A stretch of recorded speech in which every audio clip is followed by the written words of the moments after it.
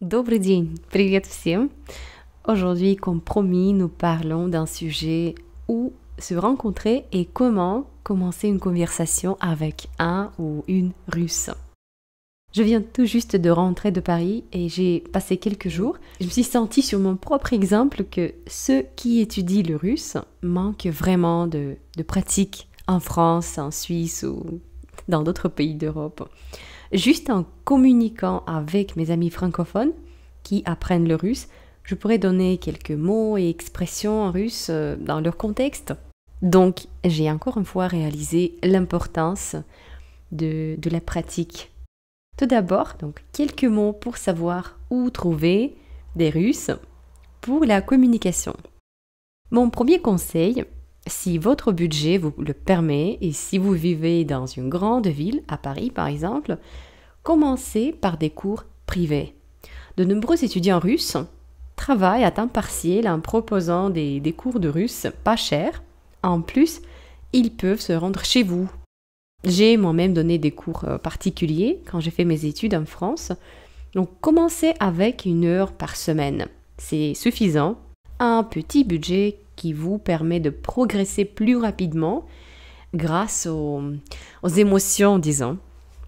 Ici, j'ai un autre conseil. Et selon mon expérience, trouvez un étudiant qui donne des cours privés et trouvez ensemble avec lui ou avec elle 2-3 sujets qui vous intéressent et organisez 1 heure de communication sur des sujets qui vous intéressent. 2-3 sujets. Donc il ne faut pas vraiment de commencer par la grammaire. C'est juste perdre le temps. En effet, parce qu'ici, mon conseil est sur le fait que vous pouvez vraiment communiquer sur les sujets qui vous intéressent. Comme ça, vous enrichissez votre vocabulaire. Vous passez la barrière de communication et beaucoup d'autres bénéfices. La deuxième option, si vous ne disposez pas de budget, est un échange linguistique. Cela demandera un peu plus d'effort de votre part, mais c'est une expérience précieuse. L'essentiel est que vous trouviez un ou une Russe dans votre ville et que vous lui offriez un échange. 1/2 heure en russe, 1/2 heure en français. J'ai essayé ce format et on se rencontrait généralement dans un café. Donc j'ai non seulement appris, pratiqué plutôt le français, mais j'ai aussi trouvé des amis en France. Si vous vivez dans une petite ville ou même dans la banlieue parisienne, alors la même option est possible dans le format en ligne. En termes d'émotion, c'est certes moins efficace, mais cela fonctionne également très bien. Je fais une vidéo spéciale sur les services d'échange linguistique. Vous verrez maintenant un lien vers cette vidéo. Mais que ce soit online ou offline, le but est de communiquer sur des sujets qui vous intéressent. C'est important. Un autre aspect, c'est l'étrangeté russe à laquelle vous devriez être prêt. Si vous avez déjà communiqué avec des Russes, vous avez probablement remarqué cette particularité de la mentalité russe. Les Russes, au début de la conversation, paraissent un peu froids avec des inconnus. Ils semblent même maussades. Donc pour les Européens habitués au small talk, cela semble toujours étrange. Et j'ai vu de tels cas. Les Européens ont l'air d'avoir dit quelque chose de mal et donc comme ça, ils ont reçu cette réaction. Mais en effet, il s'agit d'une particularité de caractère russe. Nous sommes, disons, méfiants ou prudents au début de la communication. Mais cela est dû à notre histoire même. Et donc c'est imprimé dans la mentalité. Que faire avec ça? Il suffit de savoir et d'accepter le fait qu'un ou une Russe se comporte froidement, tout simplement, en voulant s'assurer que vous ne représentez pas une menace. Donc pour la jeunesse russe moderne, cela est déjà en train de changer, bien sûr. Ils sont plus ouverts et mènent la conversation plus à la manière européenne. Mais sachez aussi qu'une fois parvenu surmonter cette barrière, chaque Russe vous ouvrira son âme, sa maison, et vous serez pour toujours un hôte et un ami pour lui. Et maintenant, un peu de pratique. la partie la plus utile. Je veux vous donner des phrases indispensables que vous pouvez utiliser dans une conversation. Tout d'abord, comment pouvez-vous commencer une conversation? Nous ne répéterons pas toutes des dizaines de salutations, d'autant plus qu'il existe une vidéo complète sur ce sujet, un lien vers laquelle vous voyez dans la description. Mais je tiens à insister sur le fait que presque tous les Européens disent par habitude « Как дела ?» Как дела? Comment ça va? Donc, comment allez-vous? Et tout semble bien aller ici, avec cette phrase, mais il y a une nuance. Je sais que tous les Européens veulent toujours ajouter « Comment ça va? Как дела?» par habitude. Mais honnêtement, как дела dans le même sens qu'en français ou en anglais, mais ce n'est pas vraiment pareil en russe.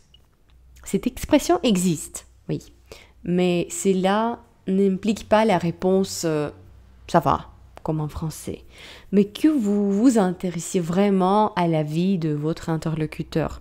Et en réponse à ça va, votre interlocuteur peut commencer à vous expliquer en détail comment ça va. Surtout quand il s'agit de la génération plus âgée. Comment est-ce qu'on peut remplacer donc cette phrase как дела, cette question как дела, pour sonner plus à la russe? Vous pouvez entendre les Russes disant ну как ты? Ну как ты? Ты как вообще? Ты как вообще? Как жизнь? Как жизнь? Voilà, tout cela veut dire comment ça va aussi, ça va. Mais donc, dans tous les cas, sachez la différence de mentalité. Toutes ces phrases suggèrent réellement qu'une personne commencera à vous dire comment il va, ce qui se passe dans sa vie avec tous ses problèmes. En faisant connaissance, vous aurez besoin de ces phrases. Как тебя зовут? Как тебя зовут? Как вас зовут? Как вас зовут? Tu t'appelles comment? Ou vous vous appelez comment? Меня зовут Аня. Меня зовут Аня. Je m'appelle. Ou tout simplement, et moi j'aime beaucoup la simplicité de cette forme, juste Я Аня. А вы? Moi je suis Аня. Et vous? Et la phrase universelle pour dire enchanté. Очень приятно. Очень приятно. Pour la communication, je voudrais vous proposer encore un aspect pratique. Que disent les Russes dans la conversation courte, dans le small talk? Avec les étrangers, par exemple, en Russie, on aime discuter d'où venez-vous? Est-ce que ça vous plaît ici? Et alors, vous pouvez facilement trouver un ami russe, assez vite. Ces phrases sont donc Откуда вы? Откуда вы? D'où venez-vous? Откуда ты? Откуда ты? D'où viens-tu? Я из. Я из Франции. Je viens de la France. Я из Бельгии. Je viens de la Belgique. Я из Канады. Je viens du Canada, etc. C'est pareil pour dire une ville. Я из Парижа. Je suis de Paris. Я из Женевы. Je suis de Genève, etc. La phrase plus complète. Я приехал из. Я приехал из. Приехал, je suis venu.